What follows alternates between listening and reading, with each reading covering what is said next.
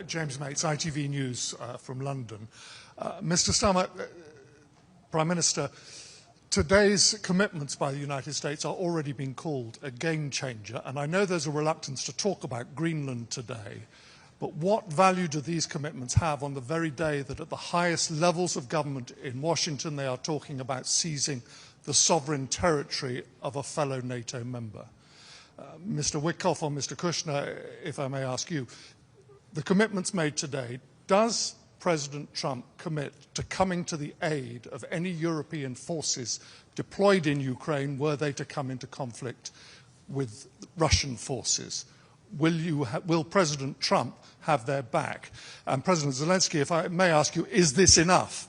You said before today you were 90% of the way towards a peace agreement.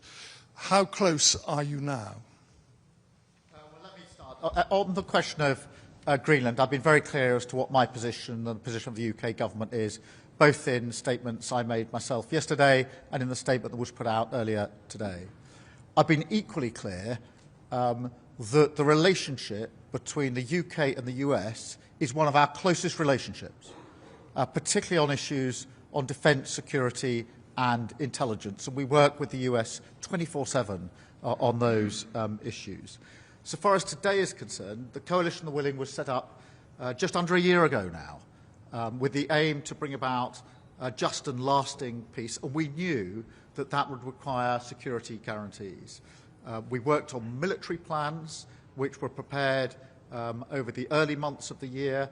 To a point of several months ago, we were able to set them out with clarity.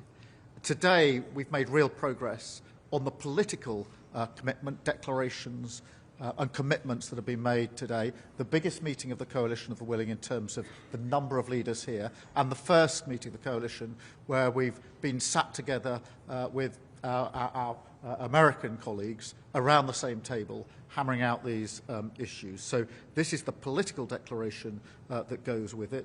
And we've made some real progress on those security guarantees. They're set out in the documents we've issued, but they include on issues such as working with the US on ceasefire monitoring, on binding commitments to support Ukraine, and on the operations headquarters here in Paris.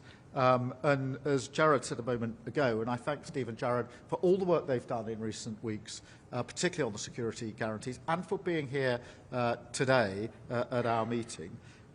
But peace is only possible because of the progress that we're making in these meetings of the Coalition of the Willing and that we've made here today. And I'm really pleased that nearly a year after we begun this work with the Coalition of the Willing, that we've got this far now with security guarantees. Of course, nobody is saying that is job done.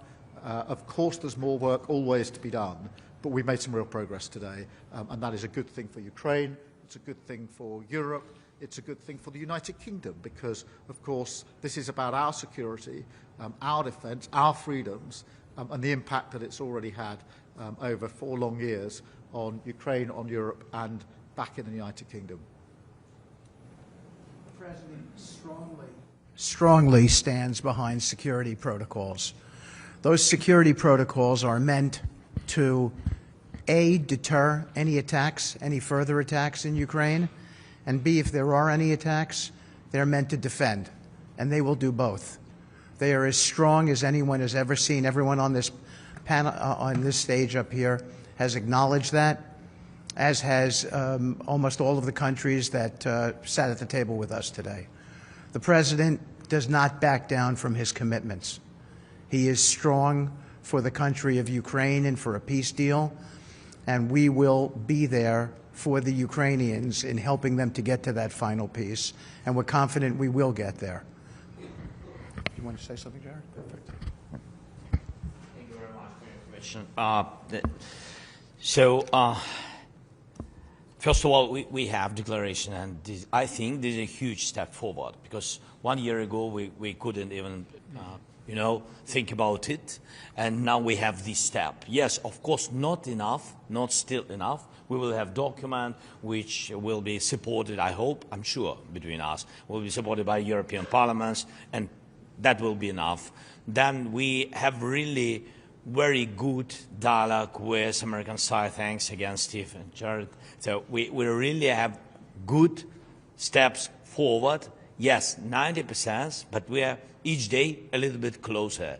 It's still not enough to have a peace, because enough when the war will finish, will end in Ukraine, we still have losses. So it's still not enough. Thank you very much. Bonsoir, guten Abend, Bundeskanzler Merz, Michaela Wiegel, Frankfurter Allgemeine Zeitung. Hier ist von vielen wichtigen Etappen die Rede. Eine wichtige Etappe ist vielleicht auch, dass Deutschland bereit ist, militärisch